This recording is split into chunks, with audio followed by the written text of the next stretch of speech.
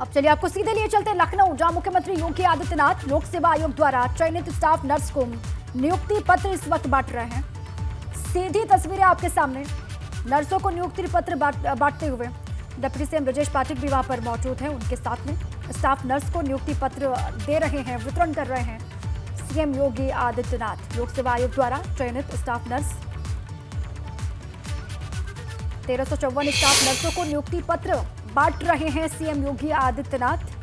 ये कार्यक्रम यहां पर होना है और इस कार्यक्रम के खत्म होने के बाद सहारनपुर के दौरे पर भी निकलना है सीएम योगी आदित्यनाथ को। उससे पहले ये तस्वीर आपको लखनऊ से हम सीधे दिखा रहे हैं।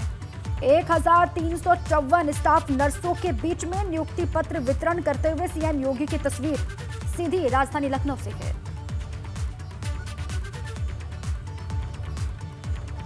कुछ देर यहां पर सीएम रुकेंगे और उसके बाद फिर सहारनपुर में भी उनको जाना है, वहां भी तमाम कार्यक्रम है। उससे पहले लखनऊ की तस्वीर आपके सामने है।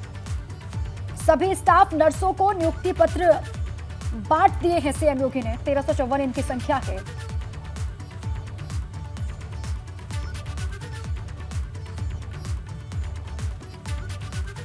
सीएम ने सभी 1354 स्टाफ नर्सों के बीच में नियुक्ति पत्रों का वितरण किया। उनके साथ में ब्रजेश पाठक, और अब सीएम का संबोधन होगा। सुनवाते हैं क्या कुछ कहते हैं CM Yogi Adityanath.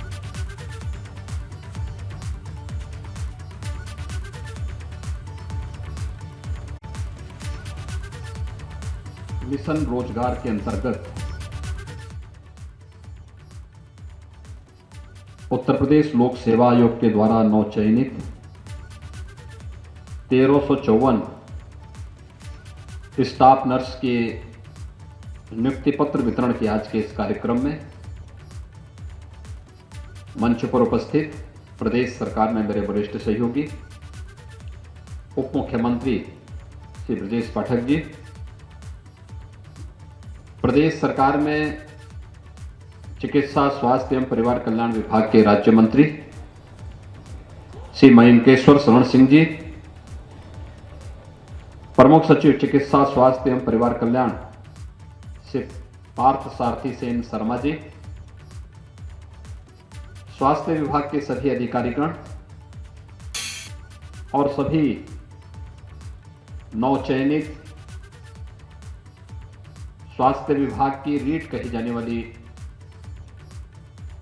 Staff nurses और उपस्थित भाइयों बहनों,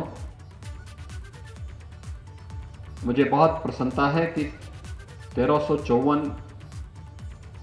स्टाफ नर्सेज का एक साथ चयन उत्तर प्रदेश लोक सेवा आयोग के द्वारा पारदर्शी तरीके से करने के उपरांत आज स्वास्थ्य विभाग के द्वारा उन्हें नियुक्ति पत्र वितरण का एक कार्यक्रम यहां पर आयोजित किया गया है। मैं सबसे पहले आप सभी को इसके प्रति हृदय से बधाई देता हूं।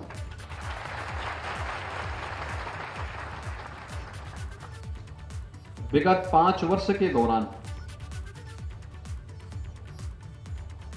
आदरणीय प्रधानमंत्री जी की प्रेरणा से उत्तर प्रदेश शासन की शासकीय सेवाओं में एक पारदर्शी और निष्पक्ष चयन की प्रक्रिया के माध्यम से 5 लाख से अधिक युवाओं को हम लोगों ने शासकीय सेवा में विभिन्न पदों पर नियुक्ति पत्र प्रदान किए। प्रदेश के अंदर प्रदेश के युवाओं को निष्पक्ष और पारदर्शी तरीके से चयन की प्रक्रिया के माध्यम से जो सम्मान प्राप्त हुआ, तो उनकी ऊर्जा और उनकी प्रतिभा का लाभ भी प्रदेश को मिलता हुआ दिखाई दिया। जो प्रदेश पहले देश के अंदर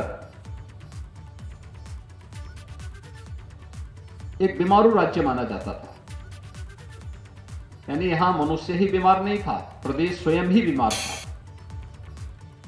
आज मुझे बताते हुए प्रसन्नता है कि वही उत्तर प्रदेश आज देश की दूसरी बड़ी अर्थव्यवस्था के रूप में अपने आप को स्थापित करने की ओर तेजी के साथ अग्रसर हुआ है।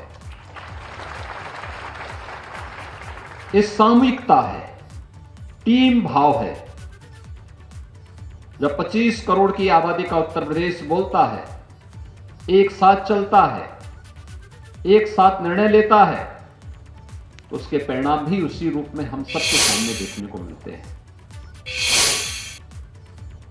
प्रदेश के अंदर नौकरी और रोजगार की संभावनाएं कभी कम नहीं हो सकती। मैं प्रारंभ से इस बात को मानता रहा हूं, क्योंकि उत्तर प्रदेश तो अनंत संभावनाओं वाला प्रदेश है।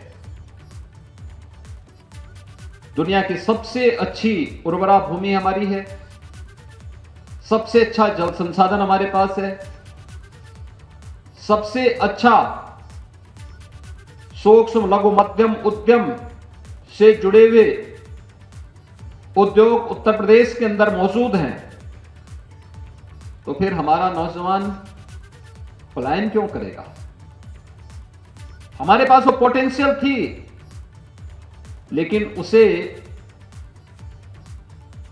सामने लाने, समय के अनुरूप ढालने,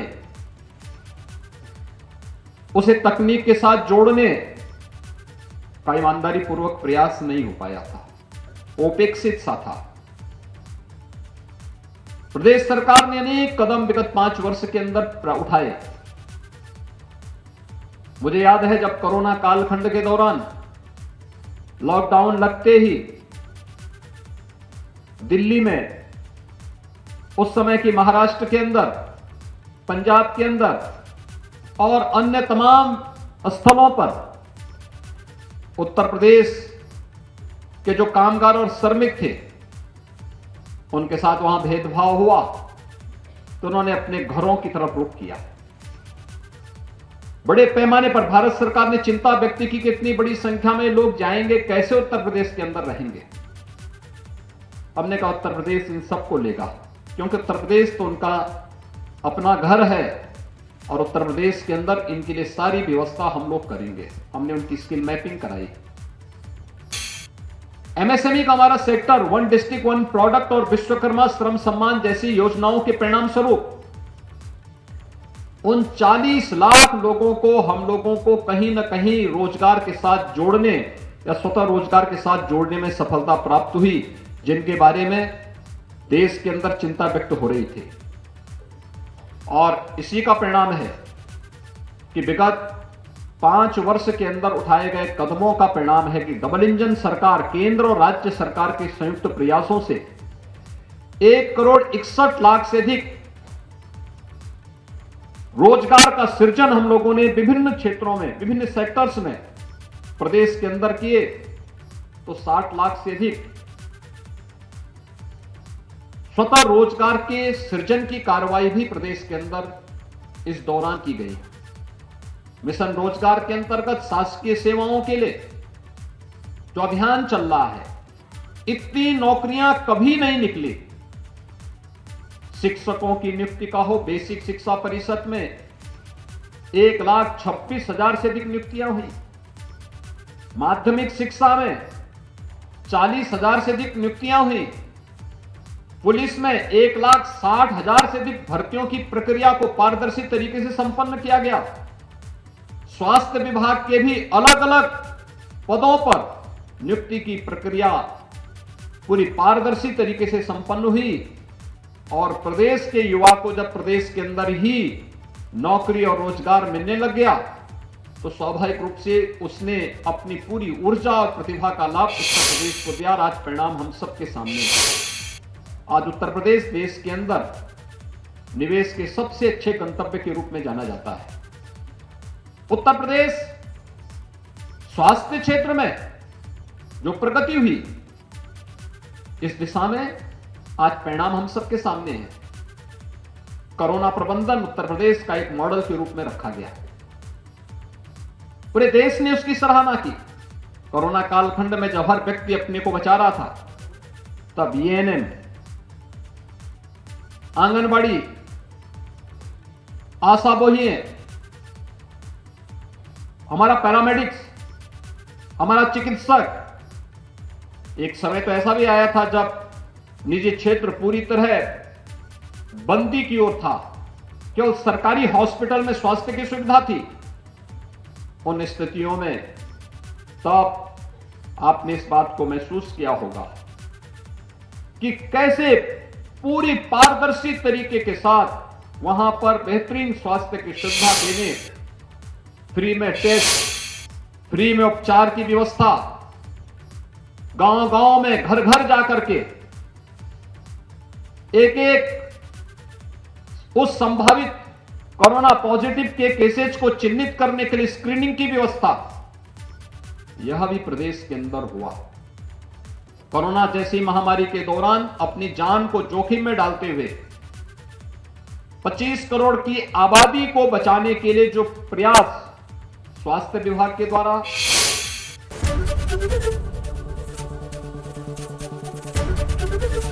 एबीपी गंगा, खबर आपकी, जुबान आपकी।